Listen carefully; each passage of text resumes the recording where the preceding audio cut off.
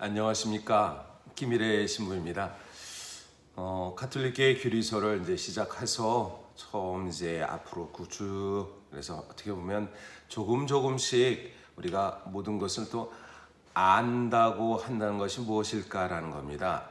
알려고 노력하면 할수록 내가 모른다는 사실을 아는 것이 아는 것 아닐까라는 생각을 또 하게 됩니다. 특별히 오늘은 가톨릭 교리서 제 1장의 31항과 32항 하느님 인식에 이르는 길, 우리가 하느님께 어떻게 우리의 이성을 통해서 알 수 있는가 라는 부분에 대해서 이렇게 먼저 말씀드리겠습니다. 31항을 한번 읽어보도록 하겠습니다. 하느님의 모습으로 창조되어 하느님을 알고 사랑하도록 부름받아 하느님을 찾고 있는 인간은 하느님에 대한 인식에 이르는 몇 가지 길을 발견하게 된다. 이 길은 자연과학의 영역에서 얻어진 증거라는 의미로서가 아니라 참된 확실성에 이르게 되는 일관성과 설득력을 가진 논증이라는 의미에서 하느님 존재 증명이라고 하기도 한다. 하느님께 가까이 나아가기 위한 이러한 길들은 창조계, 물질 세계, 곧 인간을 그 출발점으로 하고 있다. 즉 하느님께 나가는 하느님을 우리가 알 수 있다, 하느님을 인식할 수 있다라는 것은 우리가 관계죠. 우리가 세상을 살면서 우리는 분명히 이 세상에 살고 있습니다. 이 세상의 여러 가지, 그리고 또 우리 또 이성을 이렇게 생각합니다. 이성적 판단을 통해서 하느님을 어떻게 알 수 있는가라는 것을 이렇게 말하지요. 그래서 제일 먼저 이 세상, 즉 세계 질서 안에서 이것을 하느님을 알 수 있다고 가톨릭 교회 교리서 32항에서 말을 하고 있습니다. 한번 32항 한번 보도록 하겠습니다. 세계, 운동과 변화, 우연, 세상의 질서와 아름다움을 통하여 우리는 우주의 시작이요 마침이신 하느님을 알 수 있다. 어찌 보면 우리가 하느님을 알 수 있도록 다가가는 길에는 하느님의 인식인데, 지금 운동과 변화, 우연, 세상의 질서와 아름다움을 통해서 하느님을 알 수 있다 라고 했을 때 그 하느님의 인식은 무엇일까? 가만히 보니까 운동과 변화, 우연과 필연, 세상의 질서, 그리고 아름다운 목적, 우주론적인 목적, 이런 얘기를 들어도 굉장히 좀 어려운 듯 합니다. 왜냐하면 우리 이 세계가 있고 세계 질서가 보여주고 그 안에 있던 부분에 어떻게 보면 철학적 의미가 이 가톨릭의 교리서에서 이렇게 드러나는데요.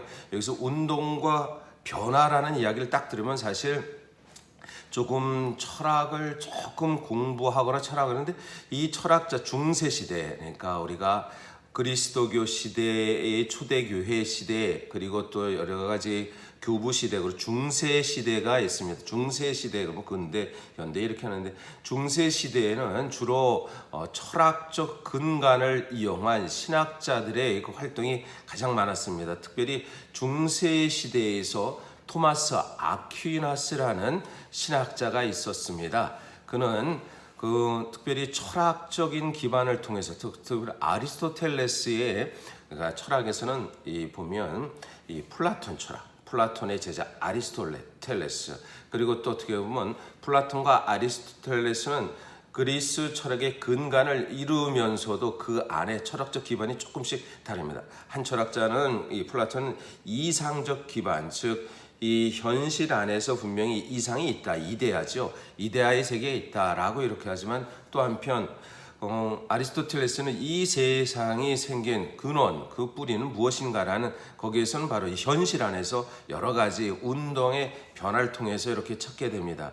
그래서 토마스 아퀴나스는 특별히 아리스토텔레스의 영향을 받아서 존재 증명, 5가지의 신 존재 증명에 대해서 이렇게 얘기합니다. 그래서 제일 첫 번째, 운동과 변화로부터 신 존재는 증명할 수 있다 라는 얘기를 이렇게 얘기합니다. 그래서 이 세계 운동과 변화라는 것은 바로 우리는 움직이고 있고 움직여 있는 사물을 볼 때 그 물체가 스스로 움직인다는 것은 아닙니다. 뭐 예를 들면 우리가 이거죠. 만약에 이것인데 이것이 이렇게 움직이고 있다. 쭉 움직이는데 이것이 스스로 움직이는 게 아니죠. 바로 제 손을 통해서 움직이고 있다. 그럼 즉 움직이는 모든 것은 다른 무엇에서 움직이고 있다는 겁니다. 그 다른 무엇은 또 무엇에 의해서 또 움직이고 있다는 것이죠. 제가 지금 몸을 이렇게 움직이고 있는데 이 움직임이 제 스스로 움직이는 건가? 아니죠. 그럼 또 한편 또 움직이고 있는데 그렇지만 마지막 움직이지 않는 무엇이 있지 않을까라는 그것을 토마스 아퀴나스는 아리스토텔레스의 철학의 기반으로 제1동자라는 말을 씁니다. 제1동자, 그것은 절대 움직이지 않는 무엇이 있다. 그것을 부동의 동자라고 하면서 그것이 신이라고 이렇게 보는 것입니다. 두 번째, 운동과 변화와 달리 두 번째, 인과 법칙에 따른 능동인으로부터의 논증입니다. 신존재는 그 능동인으로부터의 논증이라는 것은 어떤 사물이 그 자체가 되려면 원인이 있어야 되고, 원인이라는 것은 원인은 뭐든지 다 결과가 이렇게 생깁니다. 그러니까 원인과 결과 속에서 이루어졌을 때 거기에는 바로 뭐든지 원인과 결과가 제일 원인이 있어야 됩니다. 여러분, 이렇게 있을 때 여러분이 도미노 있죠? 탁탁탁탁탁탁탁 이렇게 쓰러지는 거예요. 그럼 탁 떨어지는데 이 제일 첫 번째는 바로 제일 원인, 이것이 툭 치기 때문에 제일 원인이 있어야지 두 번째가 움직인다는 것입니다. 제일 원인이 바로 첫 번째 원인이 바로 신이라고 이렇게 얘기하는 것입니다. 토마스 아퀴나스는 세 번째, 우연적 존재로부터 필연적 존재를 논증을 따질 수 있다라고 합니다. 보면 우리는 모든 것을 보면 우연처럼 생각합니다. 그 대상, 제가 이렇게 있는 것도 마치 우연스럽게 나왔다고, 그러나 저의 자신의 존재가 부모님을 통해서, 또 부모님은 부모를 통해서 제가 하늘에 뚝 떨어져서 나왔다는 건 아니지요. 그렇다면 이것은 우연적인다는 것은 어느 때에 그 여러 가지 우연이지만 제가 있는 이유는 뭔가 세상 안에서 어떠한 가치로움이 있다는 겁니다. 제가 사제로서 또 이렇게 살면서 우연적인 모든 것이 아니라 그 안에 필연적인 존재가 있음을 해서 제가 있다라고 해서, 그래서 보면 우연의 존재로부터 필연을 알 수 있다. 그 필연적인 존재라는 것은 바로 절대 가치, 네 번째 절대적인 가치를 이렇게 하는데요. 자연은 네 번째는 자연에는 상대적인 가치가 있는데 거기에 따른 절대적인 가치가 있다는 거예요. 기준이죠. 어떤 때 가치의 기준을 따질 때, 그래서 우연에는 필연이 있듯이 또 어떤 때 상대적인 가치에서는 반드시 절대적인 가치, 즉 좋고 나쁘고라는 그 기준이 있다는 겁니다. 그래서 선함과 질서, 조화, 아름다움, 완전함의 절대적인 가치 기준을 주는 것이고 신이다라고 말할 수 있습니다.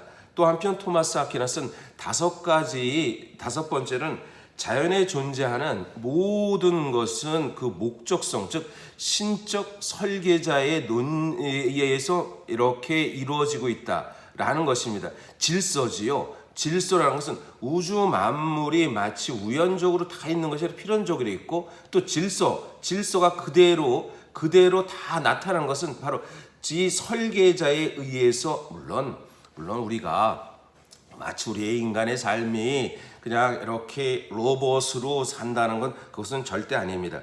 자연적인 질서를 통해서 그 보여주는 신적인 목적, 즉 선을 지향하고, 그리고 또 가장 아름다움을 추구하고, 그리고 또 참된 가치로움을 찾는 것, 그 모든 것은 진리의 가치를 찾는 것, 이 모든 것은 그 목적성이 있다는 것입니다. 그래서 이 토마스 아퀴나스는 바로 이 세계 안에서의 눈으로 보여졌을 때 아리스토텔레스의 기반으로 통해서 바로 운동과 변화, 그리고 또 인과 법칙, 즉 능동인 첫 번째 움직임, 우연의 존재로부터 필연성, 그리고 상대적인 가치가 있으면 절대적인 것, 신적인 설계자가 있다라는 그 5가지 신존재 증명을 얘기합니다.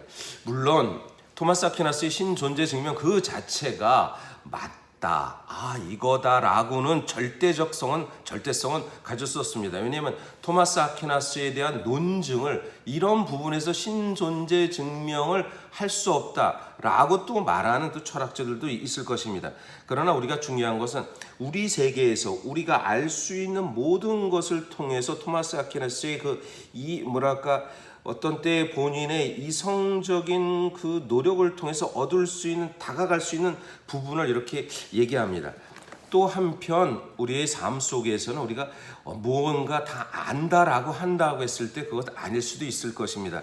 로마서 1장 19절에서 20절의 말씀입니다. 바오로 사도는 이교도들에 대하여 이렇게 말한다.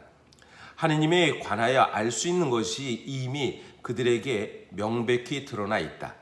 사실 하느님께서 그들에게 명백히 드러내 주셨다. 세상이 창조된 때부터 하느님의 보이지 않는 본성, 꼭 그분의 영원한 힘과 신성을 조물을 통하여 알아보고 깨달을 수 있게 되었다. 즉 하느님께서 창조된 만물을 통해서 그 영원한 힘과 신성을 알 수 있게 되었다 한 겁니다.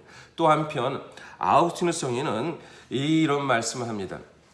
땅의 아름다움에 묻고 바다의 아름다움에 묻고 더 넓게 퍼져가는 대기의 아름다움에 묻고 하늘의 아름다움에 묻고 이 모든 실제하는 것에 물어보십시오. 모든 것은 이렇게 대답할 것입니다. 보세요. 우리는 이렇게 아름답지 않습니까? 그들의 아름다움은 하나의 고백입니다.